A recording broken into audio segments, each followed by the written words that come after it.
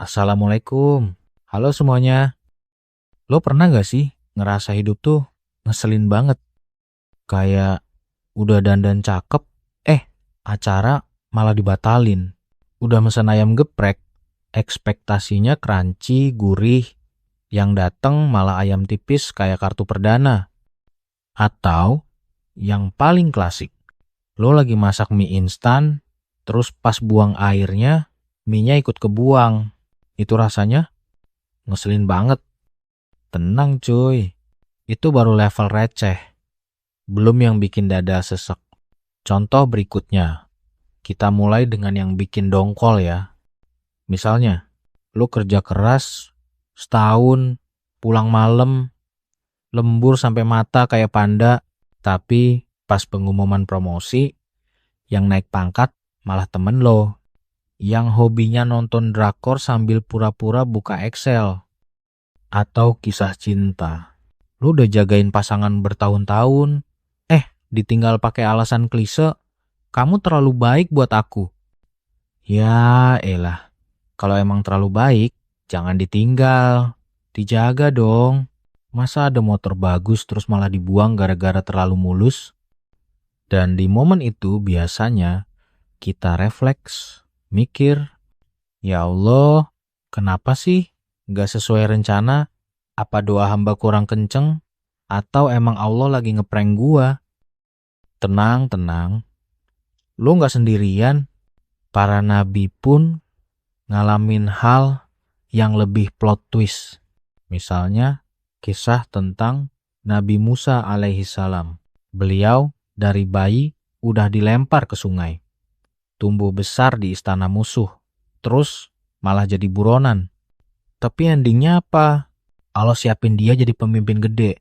Kalau itu hidup lu pasti bilang, ya Allah, ini drama Korea apa sih ribet banget? Terus, kisah Nabi Yusuf alaihissalam, beliau dijeblosin ke sumur sama abang-abangnya sendiri. Dijual jadi budak. Masuk penjara gara-gara fitnah. Tapi endingnya jadi penguasa Mesir. Plot twist, bos. Atau kisah Nabi Muhammad SAW. Waktu beliau hijrah, dikejar, sampai harus sembunyi di Gua Sur. Panik nggak? Panik lah. Tapi dari situ lahir pelajaran sabar, tawakal, dan yakin sama janji Allah. Dari kisah-kisah itu, apa yang bisa kita dapetin? Hidup kadang Allah setting penuh drama, biar endingnya makin keren. Kalau hidup lu flat-flat aja, ceritanya nggak bakal ada nilai. Allah udah wanti-wanti tuh di Al-Baqarah ayat 216. Boleh jadi kamu benci sesuatu, padahal itu baik bagimu. Dan boleh jadi kamu suka sesuatu, padahal itu buruk bagimu. Allah Maha Tahu, kamu tidak tahu. Nah, itu langsung dari manual book hidup. Masalahnya, manual book kipas angin aja jarang kita baca. Apalagi manual book hidup. Jadinya, kita sering sotoy ngerasa lebih tahu dari Allah. Oke, terus gimana caranya biar kita belajar ikhlas pas hidup gak sesuai rencana? Nih, gue kasih trik santai.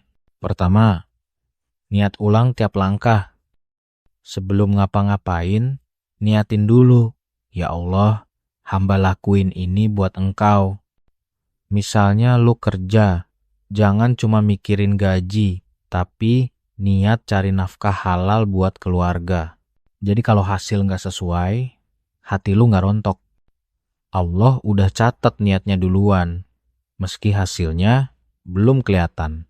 Jadi ingat, di dunia lo mungkin gagal, tapi di catatan Allah bisa jadi lo udah sukses. Karena yang Allah lihat itu effort, bukan hasil doang. Kedua, upgrade mindset. Rencana lo tuh cuma draft, yang ACC tetap Allah. Kalau ada revisi, jangan manyun. Anggap aja kayak dosen pembimbing. Bedanya, revisi Allah tuh selalu demi kebaikan lo, bukan demi ego dosen. Contoh kecil, lo macet di jalan. Kesel sih, tapi siapa tahu kalau lo gaspol, lo malah nyusruk duluan di kecelakaan depan. Kadang, lampu merah itu bukan ngehambat lo, tapi nyelamatin lo. Sama kayak hidup, Allah tahan lo, bukan buat nyiksa, tapi buat lindungin. Dan ingat, lampu merah tuh nggak selamanya. Hijau pasti datang, tinggal lo sabar nunggu. Ketiga, latihan ikhlas pakai hal receh. Ikhlas nggak harus nunggu badai gede. Mulai dari hal kecil aja dulu, kayak pesanan online salah, HP jatuh, chat nggak dibales. Itu semua training ground. Kalau pemanasan aja lo udah ngamuk-ngamuk, gimana mau kuat hadapin maraton ujian gede? Makanya coba switch mindset. Kalau kopi tumpah di baju baru, katakan, Alhamdulillah lagi dapat pahala sabar instan. Gratis tanpa potongan admin. Kebiasaan kecil gini lama-lama bikin mental lo tahan banting. Keempat, syukur dulu, baru ngeluh. Ngeluh boleh kok, tapi buka dengan syukur dulu. Misal, ya Allah, kerjaan hamba nggak sesuai harapan. Tapi makasih ya Allah, masih punya kerjaan. Tapi tetap ya Allah, tolong upgrade dikit dong. Model doa kayak gini bikin hati seimbang. Karena syukur itu bikin nikmat nambah, bukan malah nyusut. Coba deh bandingin. Orang yang hobinya ngeluh, hidupnya makin kerasa berat. Orang yang hobinya syukur, meski susah, tetap ada bahagianya. Itu bukan teori motivasi doang, itu janji Allah. Kelima, curhat full package ke Allah. Curhat tuh bukan tanda lo lemah, tapi tanda lo masih punya tempat balik. Kalau lo curhat, jangan stop di kalimat, ya Allah, sakit banget. Tapi tutup dengan, ya Allah, pilihkan yang terbaik buat hamba. Itu tandanya lo ikhlas. Lo punya mau, tapi lo kasih ruang buat Allah yang atur. Kayak lo lagi sakit, lo maunya sembuh instan, tapi lo serahin semuanya ke dokter. Karena kalau asal minum obat, bukannya sembuh malah jadi mules semalaman. Terakhir, ikhlas dalam ibadah. Sholat misalnya, tiap kali lo rukuk, sujud, itu latihan ikhlas. Lo literally naruh kepala dan ego lo ke tanah. Lo bilang, ya Allah, ini semua bukan kehendak hamba, tapi kehendak Engkau. Kalau mindset ini kebawa ke kehidupan sehari-hari, hati lo jadi lebih enteng. Karena lo sadar, dunia tuh bukan tentang rencana lo doang, tapi tentang rencana Allah buat lo. Jadi, apa kesimpulan dari obrolan kita barusan? Jadi gini, ikhlas itu bukan berarti lo nggak boleh mimpi. Boleh banget. Islam malah nyuruh punya cita-cita tinggi. Tapi ingat, proposal lo itu cuma draft. Yang ACC tetap Allah. Dan kalau Allah revisi, pasti endingnya bakal lebih cakep.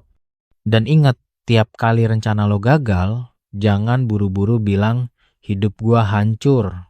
Bisa jadi, saat itu Allah lagi bilang, santai, gue punya rencana yang lebih cakep. Coba deh, minggu ini lo refleksi diri. Hal apa yang dulu bikin lo kecewa, tapi sekarang lo sadar justru nyelamatin lo. Tulis di komen. Siapa tahu cerita lo jadi vitamin buat orang lain yang lagi drop. Ya udah deh, segitu dulu ya. Wassalamualaikum, peace out.